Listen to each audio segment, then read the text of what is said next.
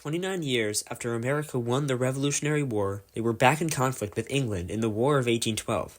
Often regarded as a draw that didn't change anything, the War of 1812 did indeed have consequences on the political life of the United States despite the map not changing. But why did the war even happen? The biggest reason was impressment. What is impressment, you ask? Well, essentially, British ships would come to American ports and take American citizens to work in the Royal Navy. This had been one thing when the Americans were still colonists, but now this was straight-up international kidnapping.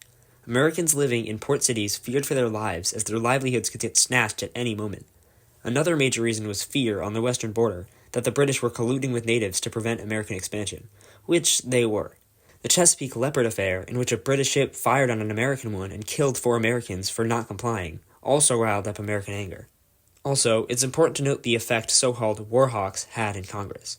These were radical members who were pretty much looking for any excuse to go to war with England, and they managed to pass a declaration of war, just barely. The war itself was relatively uneventful, with America botching an invasion of Canada and the British burning the White House. Also, America saw some sweet naval victories in the Great Lakes. The leader of the native resistance movement, Tecumseh, was killed during the Battle of the Thames in 1813, effectively ending any native organization against westward expansion.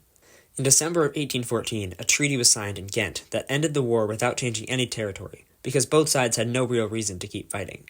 The Federalists shot themselves in the foot by threatening secession right as news broke that the war was over, and a Tennessean future president won a glorious victory at New Orleans in early 1815, after the war was already over.